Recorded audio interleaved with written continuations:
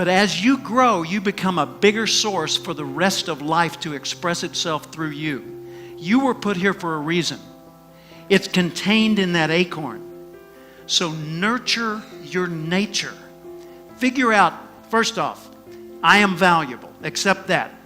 I want to know who I am, and I want to know how I operate and how can I understand me better. And then I want to nurture that nature. I want to apply myself in the world. That was a short excerpt from Jim Cathcart's presentation at TEDx on how to believe in yourself. Now, Jim has been a leader in the personal development industry for the last 40 years. He's had numerous awards, so many that if I tried to list them all, I couldn't do them justice, but I'll just hit a few of them, and that is he's in the Hall of Fame for speakers. He's also in the Marketing Hall of Fame out of London. Now, Jim has written several bestseller books.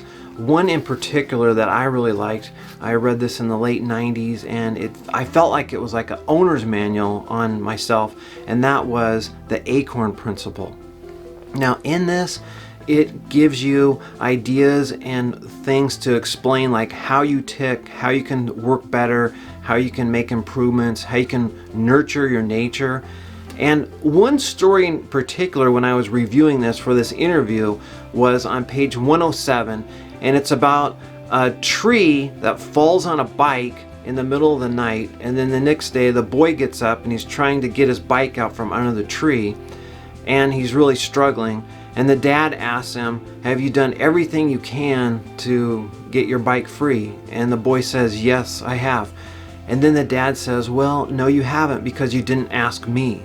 And so what I really liked about that was the lesson was we have so much power, but if we ask for help, if we reach out and others help us, we can also when others reach to us, we can help out. So it was just a way to expand our power by helping each other. And I really appreciate Jim helping me by doing this interview. Jim also has a more recent book that I think was published in 2019 or maybe 2020, and it's called The Power Minute. And if you love personal development like I do, this is a smorgasbord. I mean, I have stuff marked all over in this. And one thing in particular that I've been focused on is the 10 traits of self-made millionaires. And I've been looking at that and reviewing it. And one of them is, are you trustworthy and likable? So if you want additional resources beyond this interview, consider either one of those books because you will not go wrong. Now in this interview, Jim will go over how we can break past our barriers, get over obstacles, and reach our goals. He answers all the questions, and I was just really blown away with his wisdom, and I think you're going to enjoy this. Okay. Today we have Jim Cathcart, who has over 3,300 presentations, the author of 20 books, Sales and Marketing Hall of Fame, a Professional Speaker Hall of Fame, and he's a mentor and coach to business leaders worldwide. If I gave Jim a proper introduction, it would honestly take about 10 minutes. So welcome, Jim. Thank you. Great to be with you, Brian. All right, we're going to start off here on our first question here, go back in time a little bit. Can you explain how in 1972 you went from a government clerk in Little Rock, Arkansas, making minimum wage, weighing 200 pounds, no college degree, with a mindset to be nice and ordinary, to a person who has had consistent, massive success for decades? Yes, but it could be a very long answer. I'll condense it for you. When I was growing up, Dad was a telephone repairman. Mom stayed at home, took care of my grandfather, who was an invalid in a hospital bed in our front room and didn't speak or move from the bed for the last 7 years of his life. And my sister and me, she's 3 years younger. And so we grew up in a suburban neighborhood in Little Rock, Arkansas, with a very ordinary life, and lots of other kids in the neighborhood. It was the baby boom.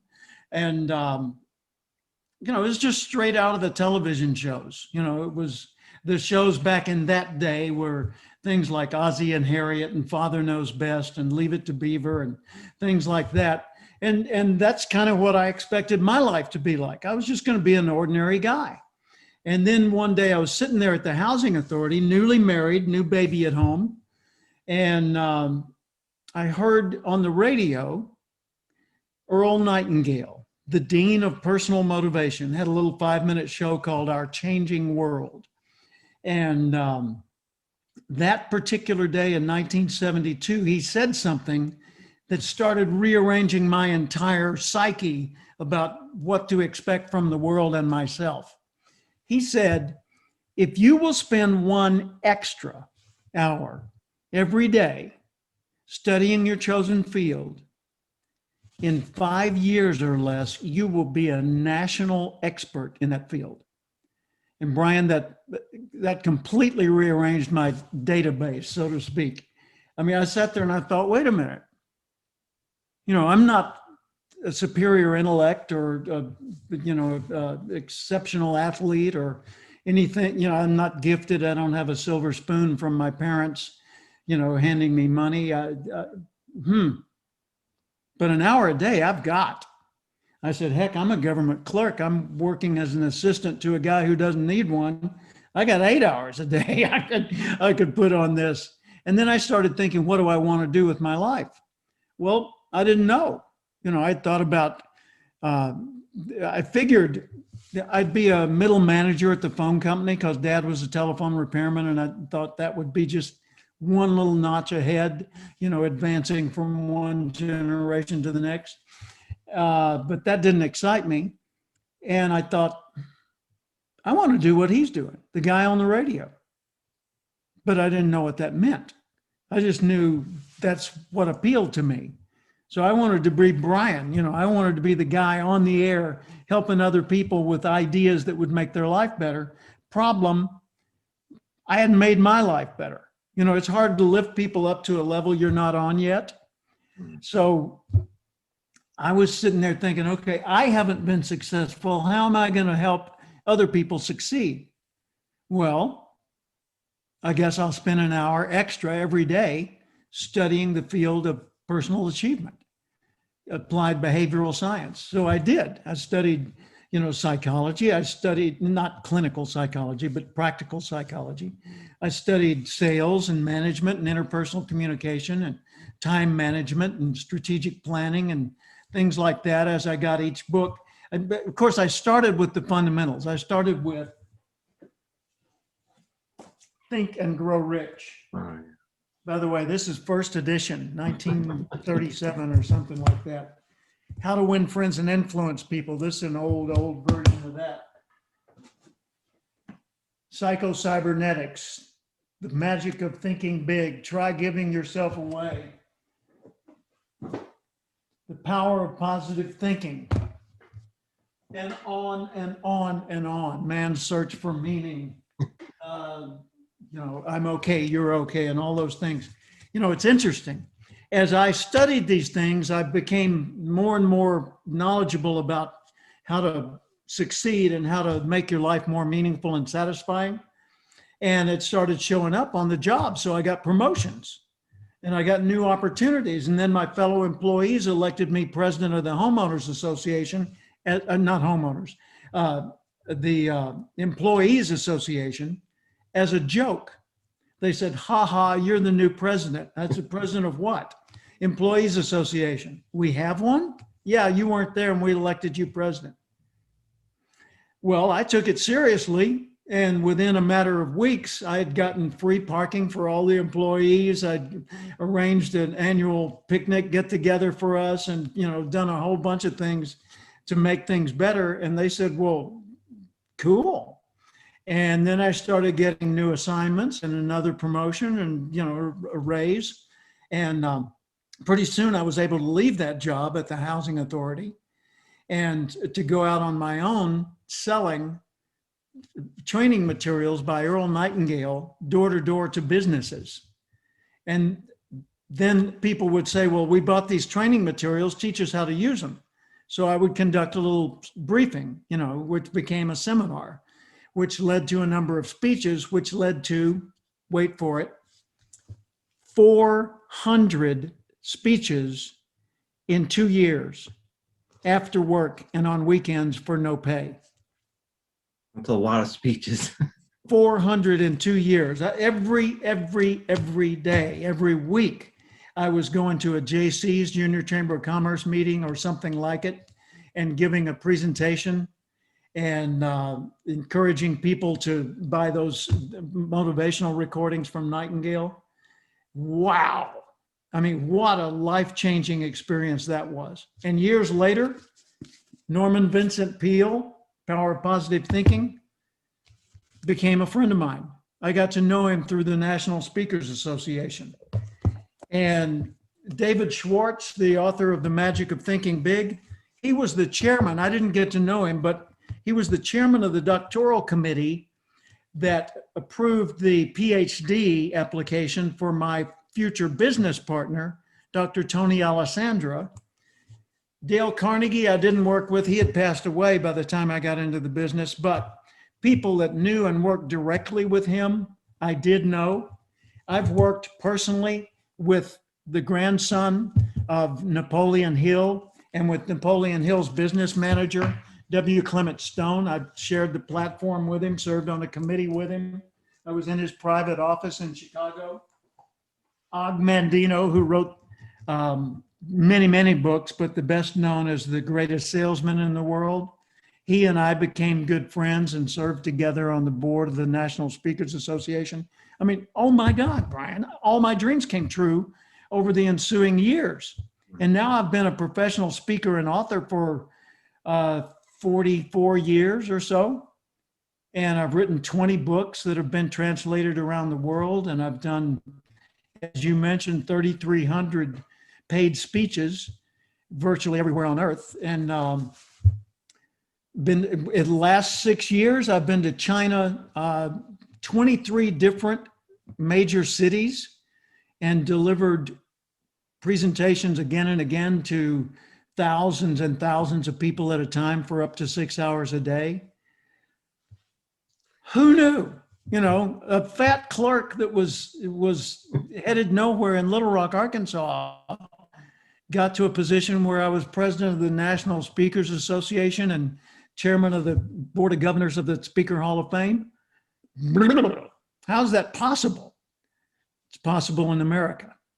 Well, that's what I love about it, because it's a story that is, like you said, you didn't get a silver spoon, and it's something that anyone can do. You know, Yeah. as you said, an hour a day was the starting point, and then from there it just kept taking off. So And I had been a C- student prior to that. You know, I got an F in one class because I didn't like the instructor. He was a creep. And I got, you know, the only A's I got were in like speech class and English, which I enjoyed. And the rest of them were C's and D's. yeah. And when I was in college 2.5 years, and I dropped out instead of flunking out, because I Okay. would have flunked out because I wasn't really taking it seriously. And now I'm a college professor in the executive MBA program in the School of Management at a California university. I've served as an advisor to the School of Management and a trainer of this faculty of the School of Management or School of Business at Pepperdine University. I have written college textbooks that are being used at University of Akron, King's College in New York, other universities around the world. Good Lord.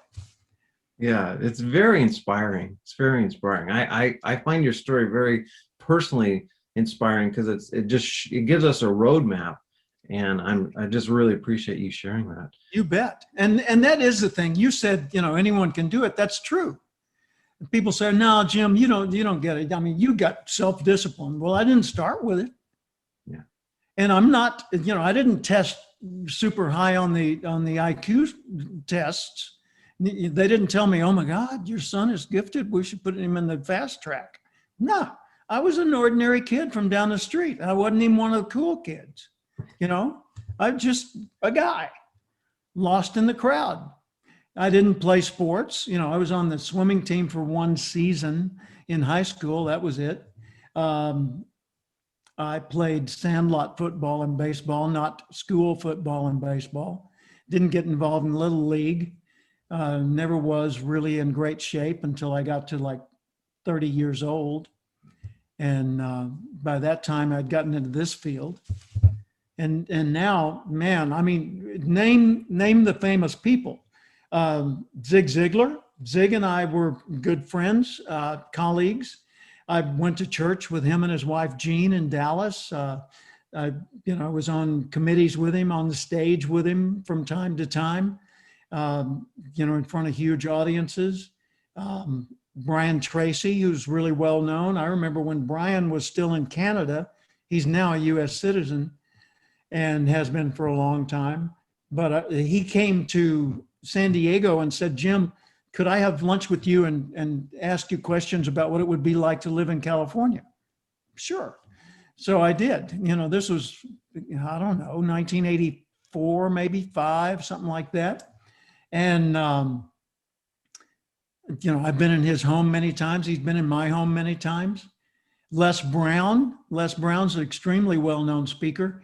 I remember in 1985 in Tampa or Orlando, one of the two, on the shuttle bus going from the convention to the airport, he said, "You're Jim Cathcart, aren't you?" And I said, "Well, I try to be." And he laughed. And he said, "Well, I'm Les Brown and I'm going to be a famous motivational speaker." I said, "Really?" He said, "Yep, I'm headed to my first paid engagement right now." Wow. Yeah. Name your other people, that's who I hang with now. Yeah, no, that's great. I love Les Brown, Brian Tracy, and those guys are just icons, like you said, in the industry, including yourself. Yeah. So, do you know the name Tom Hopkins? He uh, wrote a book called Mastering the Art of Selling. And he was really famous in real estate. He's pretty much retired now, but he still writes books. Anyway, I'm sitting at his desk. He was my next door neighbor in Lake Sherwood, Thousand Oaks, California for a while. And when he moved back to Phoenix, he sold me his Smith and Maitland beautiful executive desk. And I put it on a little roller and took it 2 doors down and put it in my house.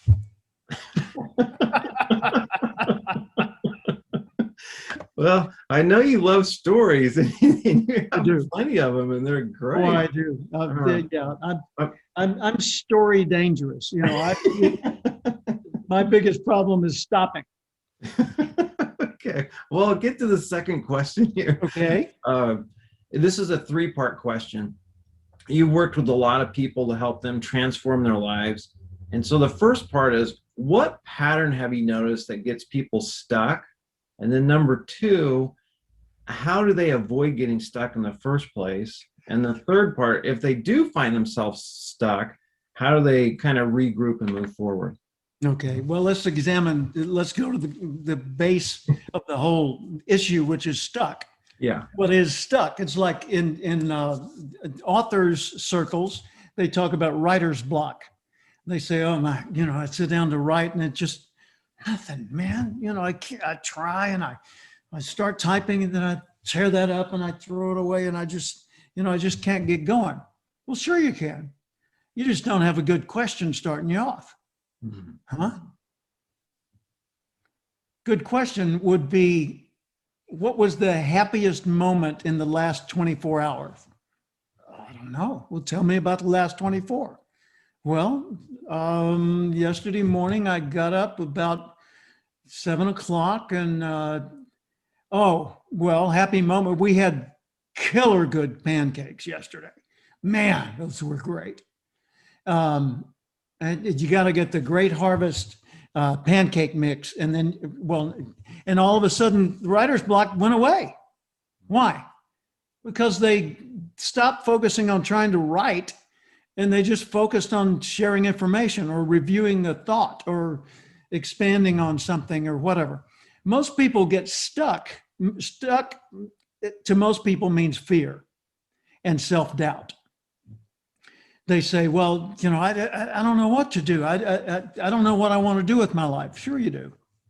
No, I honestly don't know what I want to do with my life. Yes, you do. Really? How? Well, do you want to get up in the morning and feel excited about going to work? Yeah.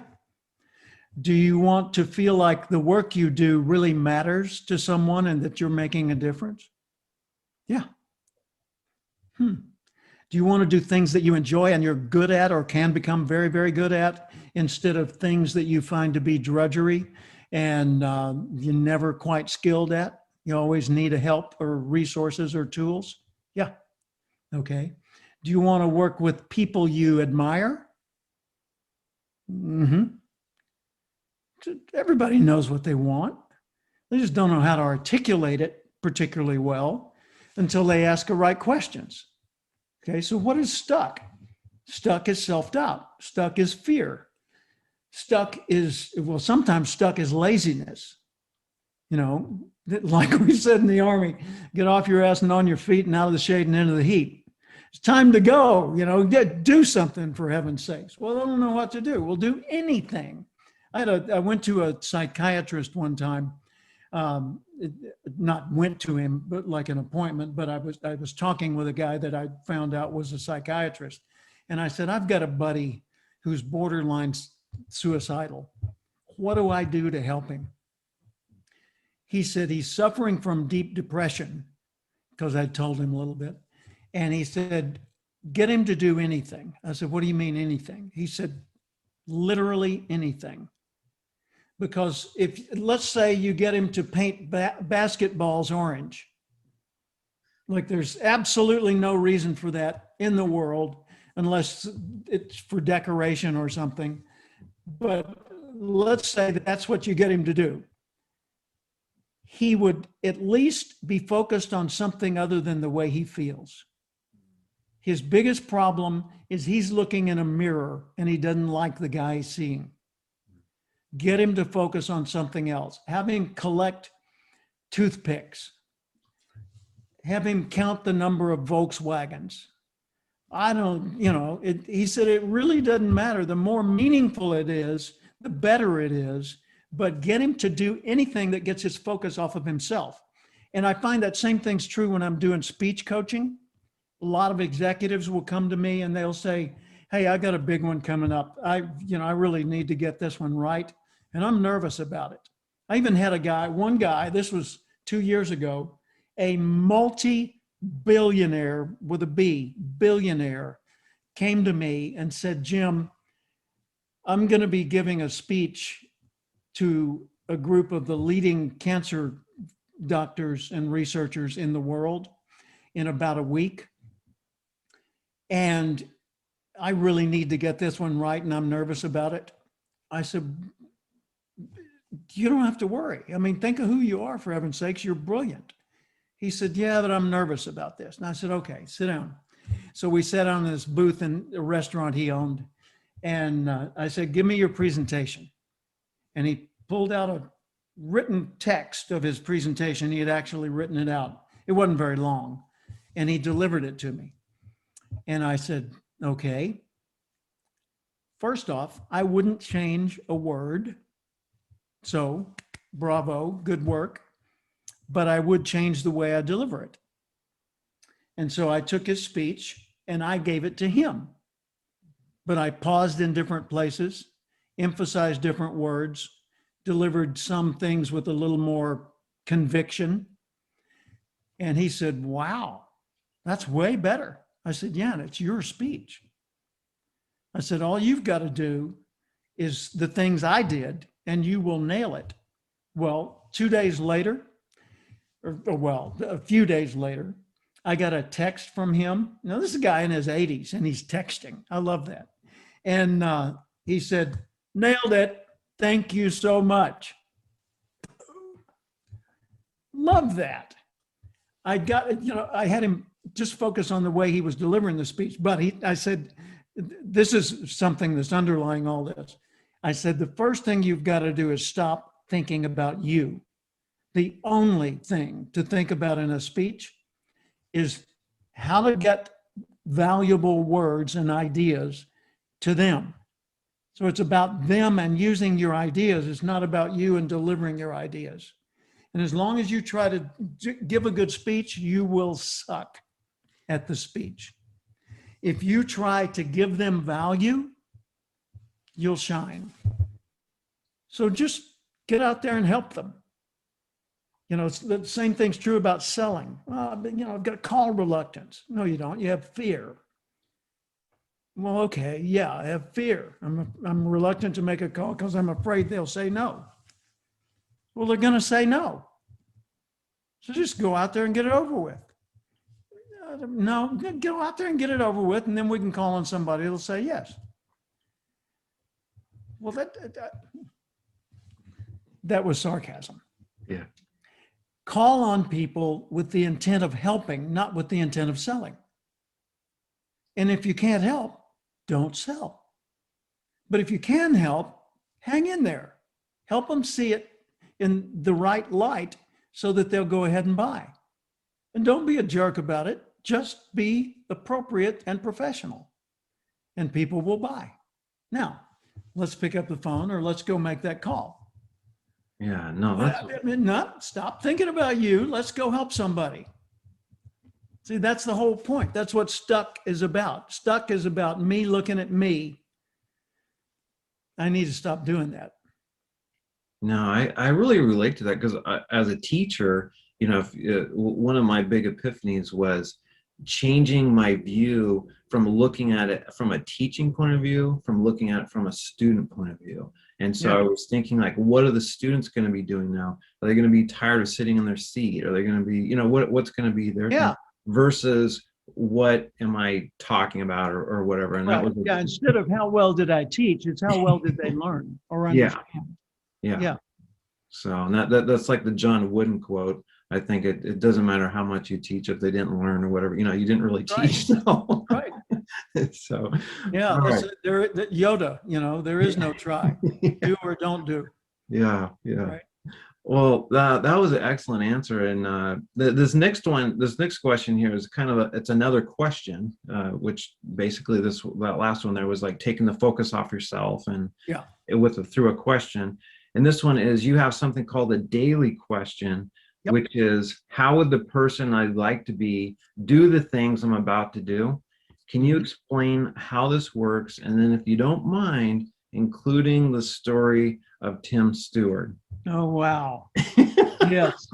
Well, how would the person I'd like to be, the better me, the more mature me, the more enlightened or educated me, the nobler version of me, the best me, how would the best me do what I'm about to do? That's the daily question from my book, The Acorn Principle. And the way that came about is years ago, I worked for an insurance agency as a sales advisor, sales coach. And it was a division of Mass Mutual in Tulsa, Oklahoma. And I had asked the general agent, Joe Willard, who was my boss, I said, Joe, how do you do what you do? How come you're so excellent? And he said, I was telling the same thing to Jim Lambert the other day. And he said he uses a similar technique. Jim Lambert, by the way, was their agency's top producer. And Joe had been a top producer before he moved into management. And Joe said, Jim, I just always asked myself, how would the agency leader do this? So when I got up and got dressed, I'd say, how would the agency leader dress for today? How would the agency leader organize his files? How would the agency leader initiate a call? How would the agency leader write this letter to the client following up? How would the agency leader, whatever? And he said, I always upped my game and I became the agency leader. And then I'd look to the company leader for my role model. And so what I did is I took that idea and I applied it to, instead of an external role model, a future you as the role model. And I was teaching that in Chicago one day at a seminar for a group of auto detailing franchise owners, a company called Tidy Car out of Canada. And one of the people in the audience was the one you referred to, Tim Stewart, a 19-year-old kid from Bay City, Michigan. And he was sitting there taking notes like crazy. And he said, Mr. Cathcart, can I have lunch with you? And I said, sure. So we sat together at lunch. And he said, he asked me like a dozen more questions. And finally he said, can I ask you one last question? I said, yeah, go ahead. He said, do you have a quote? I said, a quote? He said, yeah, a slogan, a motto, a saying, something I could use to motivate myself every day. I said, no. He said, no. I said, no, I have something better. I have a question. Tim, I want you to ask yourself every day, how would the person I'd like to be do the things I'm about to do? So he wrote that down. And he said, so I should find someone I'd like to be. I said, no, no, no, no. I want you to think about Tim in the future. I said, tell me about the future you if everything goes your way. He said, well, I'm going to be the sales leader for the entire company, international sales leader. I said, wow, that's ambitious. Well, tell me about you, the international sales leader. How is he different from you today? He said, well, he's a lot more disciplined, a lot more professional.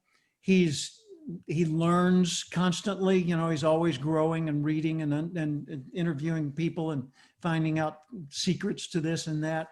He's just better at dealing with people, does his work better. I said, cool. How would that guy do the next thing you're going to do? He said, oh, I get it. So he went home to Bay City, Michigan and did that.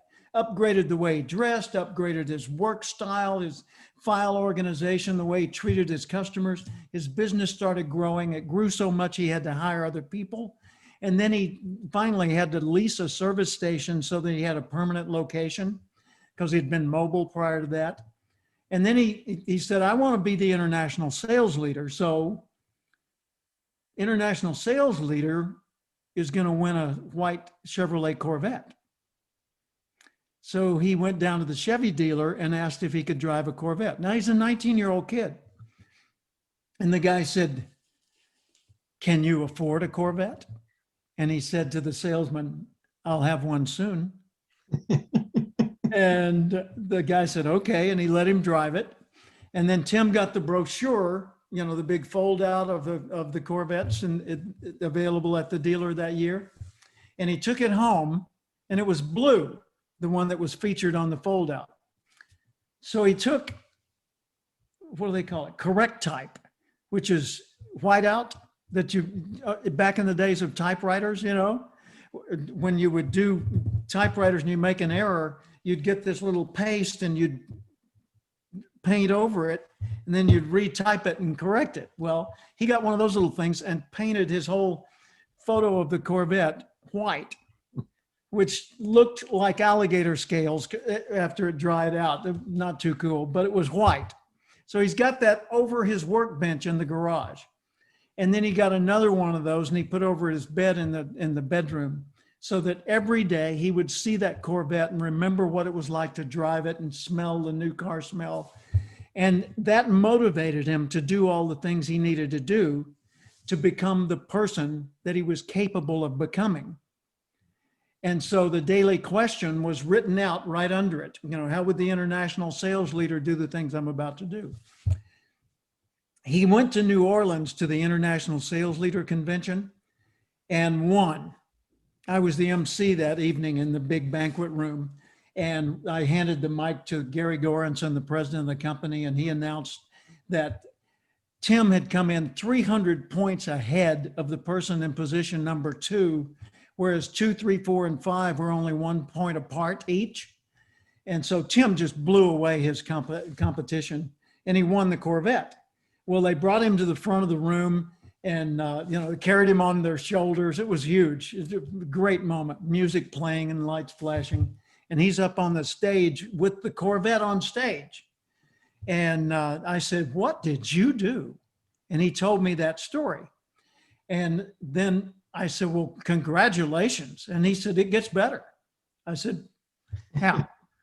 He said, I was getting ready to come here to this convention and I didn't know if I'd won or not. I knew I had a shot, but I didn't know if I'd won. So I asked myself, how would the international sales leader go to New Orleans? He said, Jim, I figured he'd go first class, one way. I said, get out of here. He said, no, seriously, I bought a first class one-way ticket to New Orleans. I said, and you didn't know you'd won? He said, yes. I said, doesn't that seem just a little foolhardy? He said, Jim, think I'm going to need a ride home? And I said, no. Good for you. Good for you. Well, the next year he won a Cadillac. And the next year he sold his tidy car business to someone else and opened a business selling supplies to tidy car dealers. And then he sold that business. And a few years later, when I saw him in Florida, he had sold that business for $7 million and retired to Florida. And he was managing his investments. Oh my gosh. And I said, Tim, you got a quote I could use, a slogan, a motto? And he laughed. He said, yeah, ask yourself, how would the person I'd like to be do what I'm about to do? By the way, today, Tim is a multimillionaire who owns yet another business, which is a Google licensee. And so he's onward and upward, still growing. Wow. Well, thank you for sharing that. I love that story, and I love how it's just the application of the question. You know, the question is powerful, but it's the application that really takes it to the place of specialness. Truly, truly. All right, my next question here. You mentioned a book, Viktor Frankl, there, in Man's Search for Meaning. So I got a quote from Viktor Frankl, and it's, between stimulus and response, there is a space. In that space is our power to choose our response. In our response lies our growth and freedom. I've heard you talk about how you experience the same emotions other people do, such as anger or frustration, but your awareness is key to helping you respond in a productive way. Can you explain how that works and how we could apply that? You bet. My son has told me, my son is 50 years old yesterday, and he is an executive with a very high-end hotel company. He's been with them 25 years. And it just really has a beautiful life, and two kids that are amazing. And, you know, you can really tell the quality of somebody's philosophy of life by the way their kids turn out. And I know a lot of people I love and admire, and their kids are messes. But I also know a lot of people I love and admire, and their kids are amazing. And I think that the more you get it right, the more the next generation proves that you got it right. So I'm very happy in my heart that my son has turned into such a quality person. I mean, I want to grow up to be like him. And his kids are people I admire. They're not just, you know, oh, my grandkids are wonderful. I mean, I can document the case. Let me give you an example. My grandson is now 20 years old. Over the past several years, here are some of the things he's done. He's been a male model for a tuxedo store. He's got his black belt in Taekwondo. He does close-up magic with cards so well, he gets paid $300 a gig for doing it. He's an A+ honor student in school. He aced his math score on the SAT and did well on the other two, but aced the math. And he's a teacher at Mathnasium, in addition to being a student at a university in California. And he's a musician who is a singer-songwriter and also does poetry jam, which is kind of like rap, but not as ugly. And he went to his sister years ago, who's 18. And at the time they were in their early teens or thereabouts. And he said to her, you know, they were typical kids, sibling rivalry and all that stuff. He said, I think we should be friends. And they came to an agreement. I don't know the nature of it. And they stopped arguing and competing as kids and became best friends. And now it's almost like she's his mentor and he's hers. And they advise each other, and they can't wait to tell whatever good news they have to each other. Holy smokes. I mean, that's an amazing human quality. So how do you get to a position like that where you have the mental awareness to say, hey, let's stop fighting and let's be friends? Wow. Well, you've got to first pause. If you don't create the space, if you don't breathe between your emotions, your feelings, and your actions or your choices, then you don't make space for a change. So it's called pattern interruption. So start noticing more about yourself day to day. Notice how you feel when you feel a certain way, and think about why. Don't make a big job out of it. Just start noticing more. Notice how you feel when you first get up. Notice what you think about first. Notice what you do in a day, the patterns of your behavior. Notice how you react when you get bad news. Notice how you react when you get good news. Notice who you tend to gravitate toward and who you avoid. Notice what kind of work you procrastinate on and what kind of work you can't wait to get to. Notice what other people say about you, the good, the bad, and the ugly. Just notice more about yourself. And then second, breathe. Pause and interrupt the pattern for a moment. You don't have to change anything, just pause. So there's room for a direction change if you want to. That's all. I like that, because I noticed one thing is, like, in teaching, if someone's like having a bad day or whatever, if you just ask them a question like, what's your favorite candy bar, or what's a TV show you'd like, it throws them off, and they're like, Yeah, what? because it's not going along the path that they're on. They're on the path of being upset or angry or depressed or whatever. Yeah. What's And your then favorite candy bar? Snickers. Why? You know. but then it's hard for them to get back to that angry thing. So that's really, That's true. yeah. So I appreciate that. That's really, and I also like how you tied it into your kids and grandkids, because that's again, it's a skill. It's not something we're born with, but it's a skill that we can acquire, to get that awareness and to teach it to others, to become good at it ourselves. So. Mm-hmm. By the way, in all fairness, I need to mention my granddaughter, who, as a sophomore, was put on the high school cheerleading team, and then made captain in her junior year. So she's pretty impressive. And she was the flyer, the one they threw up in the air and caught, right? Or is the flyer, I guess. It still is, because she graduates this year.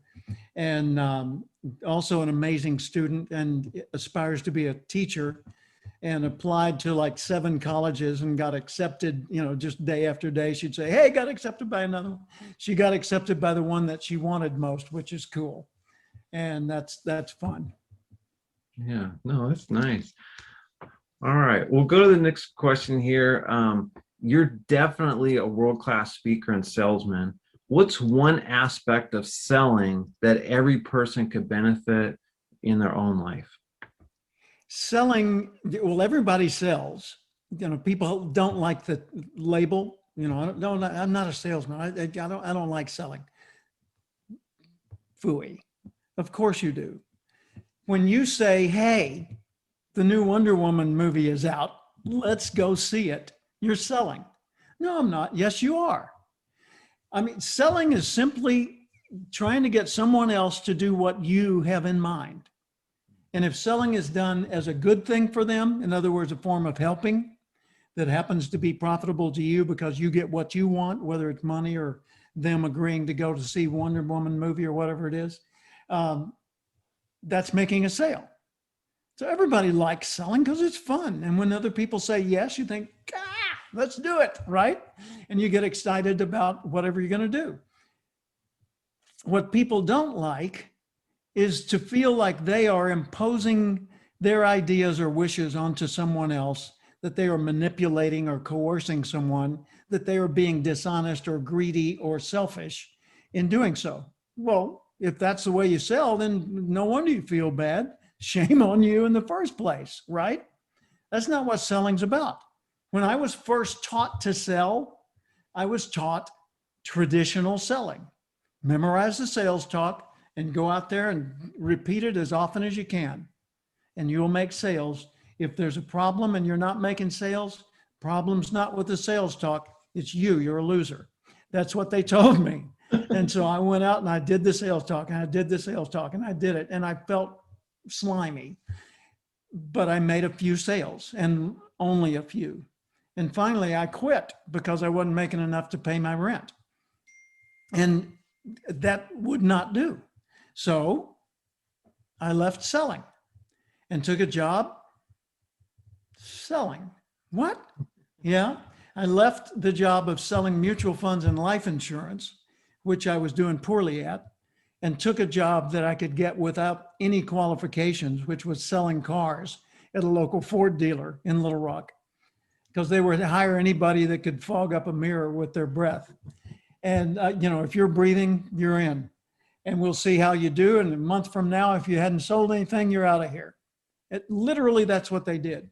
So, I mean, not literally with the mirror, but they hired everybody. And so I had a job for a month selling Fords. And then a guy said, hey, they're paying instead of minimum wage, they're paying $400 a month down the street at the Mercury dealer. Let's go down there. So I went down there and they hired me. So I worked for a month, and the first month I was third from the last in sales. The second month I was last because they fired the two guys that were below me. And the guy, Lester Campbell, was the sales manager. I remember this was 1972.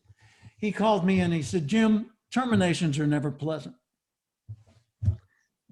I said, you're firing me? He said, yeah, we always fire whoever's last. I said, well, why don't you just teach me how to sell? He said, no, that's not how we work. Well, okay.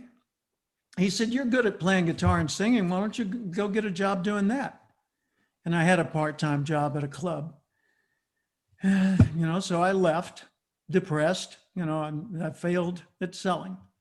And I went to work in my friend Sam's dad's supermarket, sacking groceries and unloading trucks and boxcars. And I did that for a while, and I sent out, now I'm married at the time with a baby at home. And I sent out resumes to every bank in the state of Arkansas and the surrounding towns in Texas, Louisiana, Tennessee, Oklahoma, and Missouri. I sent out a stack of resumes this high, and they were just lame. I mean, it was basically just a list of things I had done and the dates I had done them. There was no appeal in there at all. I had a cover letter, but it was so sterile as to be useless. It was almost like just putting a piece of colored paper on there. So I sent out all these things, and it must have cost me $30-40 in postage back then. And I got 3 replies, 2 were no. The other one was come see me. And I went to see the people at this bank. I decided banking was cool because you dress nice, and even though you didn't get paid a lot, you could be an important, respected member of society.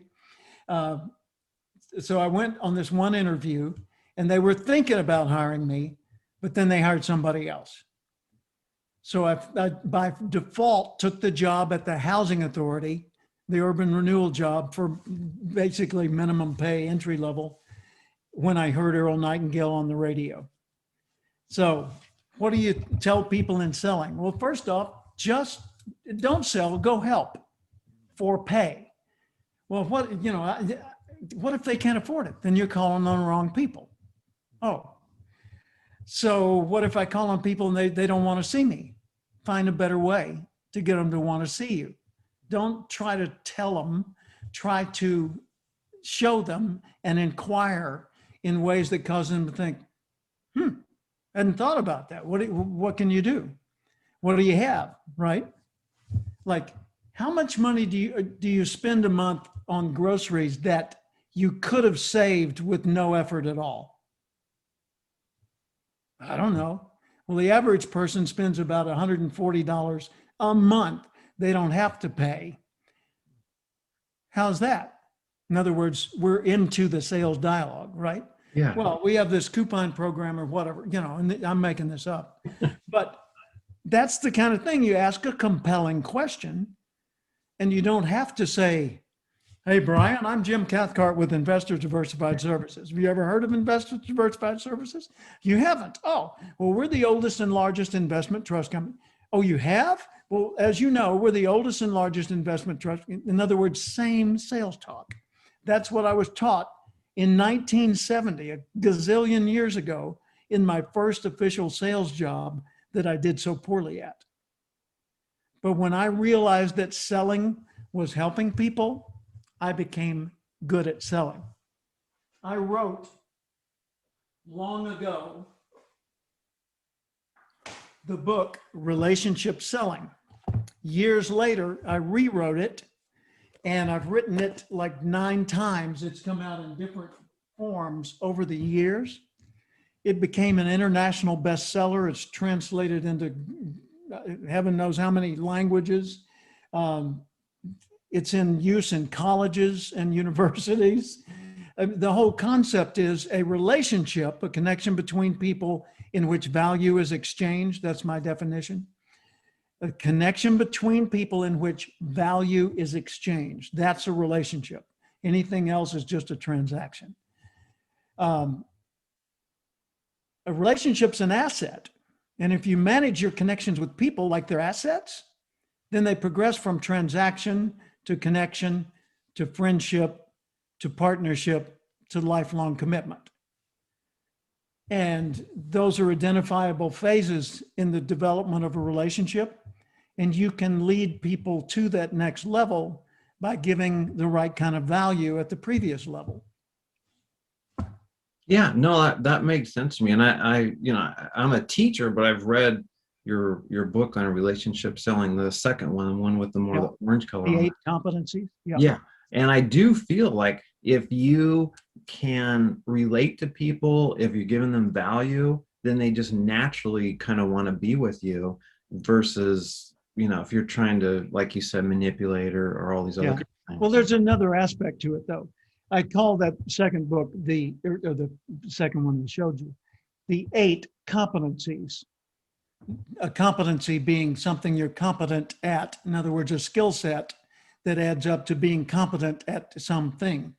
Well, there are 8 stages in a sales cycle: preparation, targeting the right people, connecting with the people, assessing their needs, solving their problem, getting their commitment to buy, assuring that they're satisfied, and then managing yourself and your sales.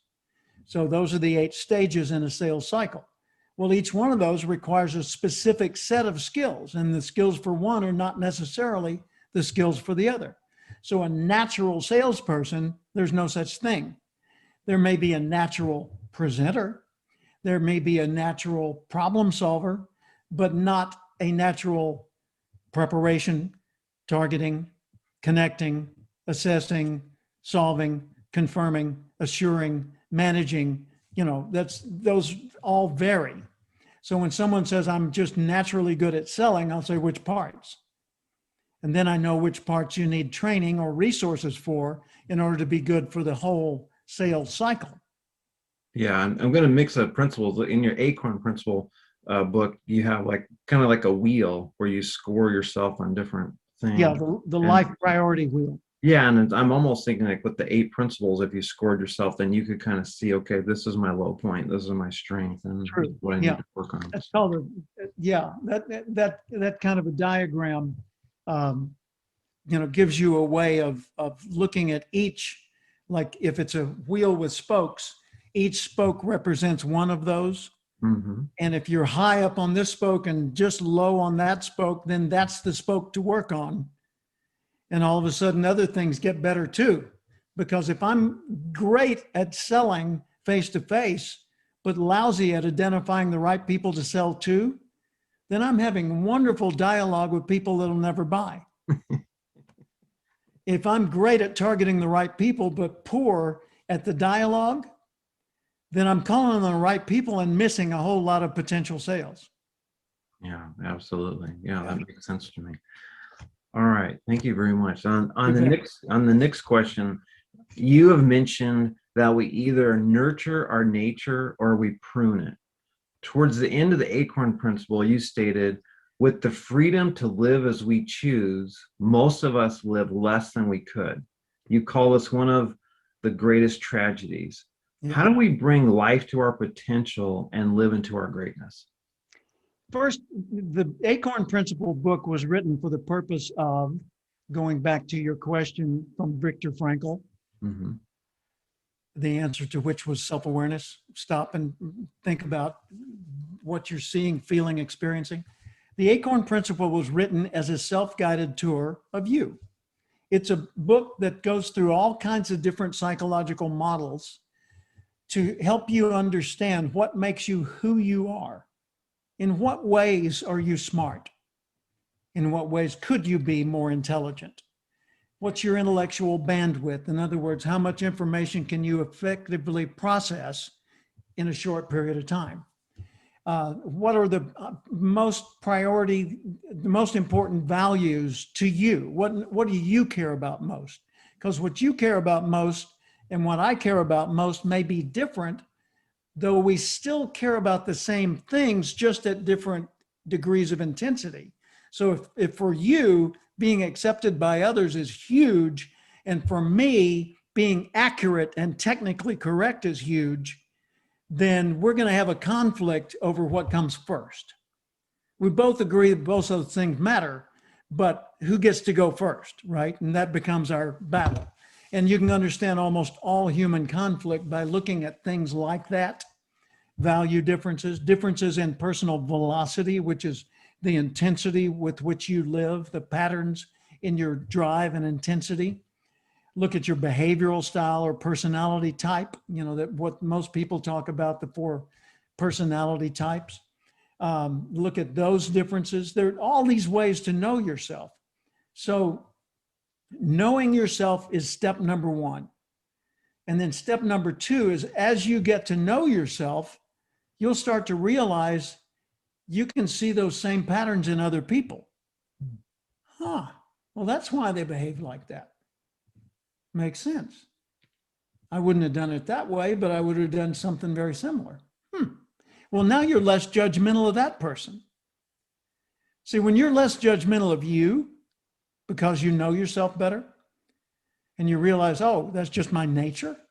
I can improve on it. I can manage it better, but that's my nature. Okay, that's her nature or his nature. So I accept them. The more you understand yourself, the more you accept yourself. The more you accept yourself, the more you accept others. The more you accept others, the less you judge them. So you're not discriminating. And the less you judge them, the more you cooperate with them and they cooperate with you. And the more we all cooperate, the more we make life better on earth. So it all starts with know thyself. Know thyself. And then once you discover your nature, nurture your nature. If you're a tomato plant, don't try to grow oranges because it's futile. You'll never do it, no matter how hard or smart you try. But grow the best tomatoes you could. If you're an acorn, be an oak, for heaven's sakes. Yeah, I've heard you talk about don't try to go to Redwood School. Right, because all you'll do is learn a bunch of things that frustrate you. Yeah. Oh, thank Kim you. Blanchard says in the 1 Minute Manager, don't send your ducks to Eagle School. Oh, man, that what you just went over here, I mean, that's really profound. That's really like a life philosophy, honestly. Yes. Because if you, I mean, the impact that has on you of awareness, and then how the ripple effect of everyone else, and the impact and the better understanding and what we end up with, which is cooperation.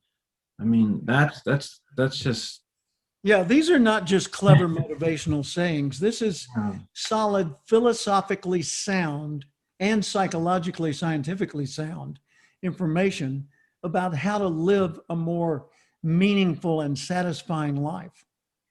Yeah, I really see that, and I appreciate you sharing this because You bet. I'm gonna have to do some self-reflecting after this. Well, I do too. You know, there's never a point where it stops. There's never a point where you say, "Oh, I know it all now." No, it's not possible to know it all.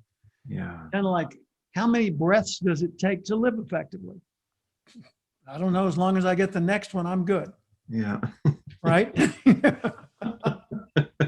Yeah, I have asthma, so I'm very, Yeah. Yeah. Breath is everything. That's for sure.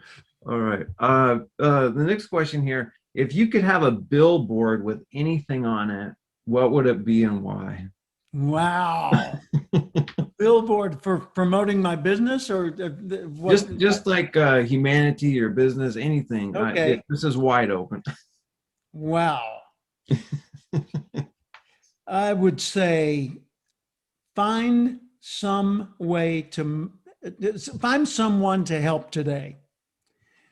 If we do that, then we get the focus off of ourselves. And you say, well, wait a minute, Jim, you just said focus on myself. No, I said pay attention, be aware of yourself, but put your energy toward helping make the world a better place.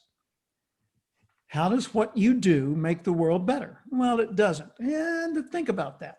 No, I just fill out forms and complete applications for people. Does that make it easier for them to do the next step? Yeah. Well, then that's how what you do makes life better for them. No, I'm just cooking hamburgers.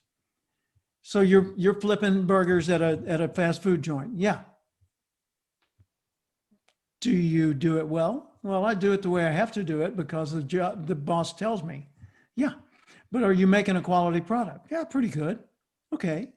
You're helping nourish people. You're helping please people. Some people eat for amusement, some eat for nourishment, right? So if that satisfies you, good, keep doing it. If you want to make a bigger difference, find another way. Well, I can't afford to leave this. Don't leave that. Start doing something else first and grow into it.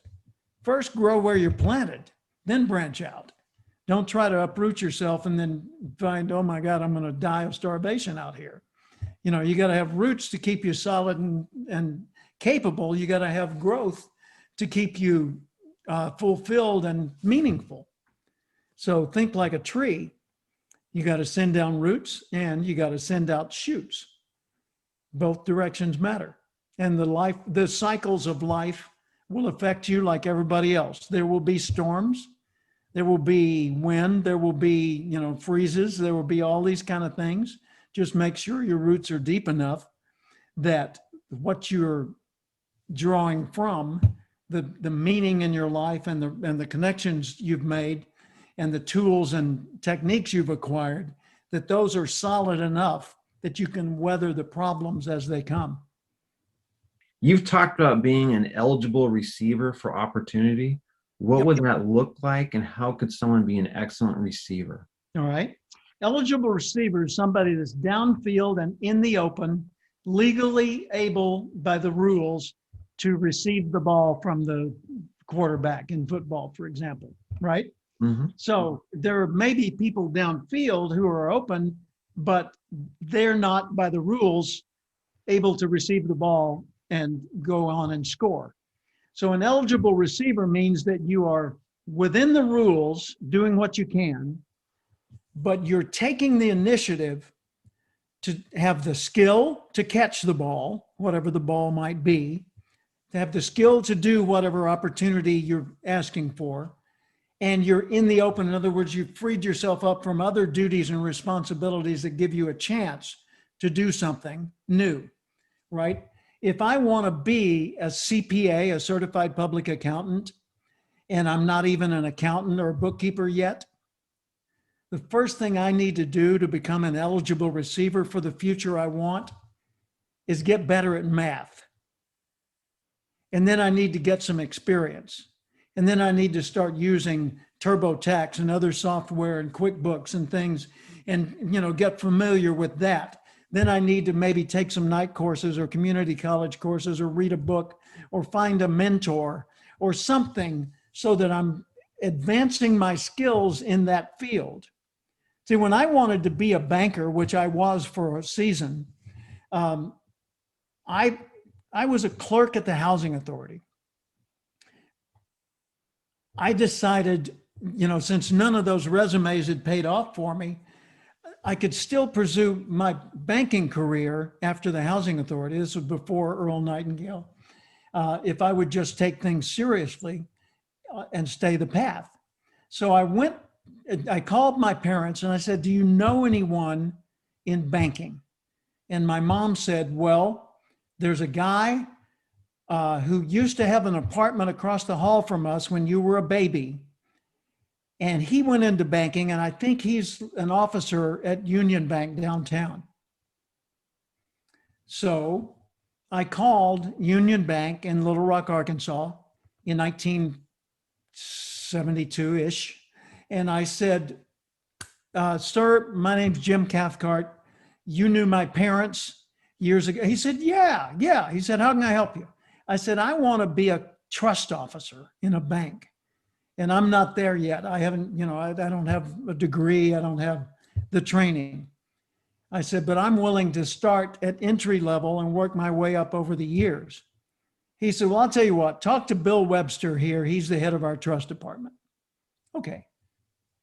So I called Mr. Webster and I said, my name's Jim Cathcart. I was referred by this man and I would like to interview with you. He said, well, okay, come by at the end of your work today. I'll be in the office until about 5:30, 5:45. So when I got off work, I scurried over to the bank and I went up to his floor and sat with him.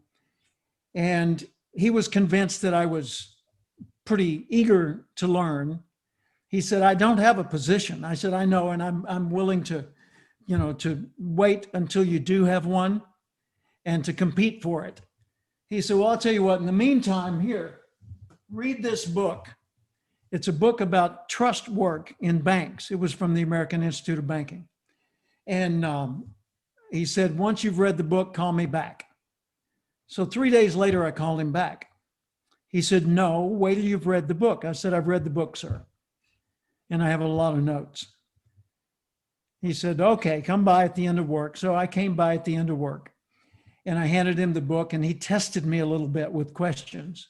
And he realized I had actually done it. He said, okay, here's another book. And so I went home with that book. And a few weeks later, I had completed the book, but I also got a new opportunity and went into the business of selling Earl Nightingale's motivational materials. So anyway, I gave him his book back. Well, I could have gone on and probably would have been his next entry-level candidate for the trust department.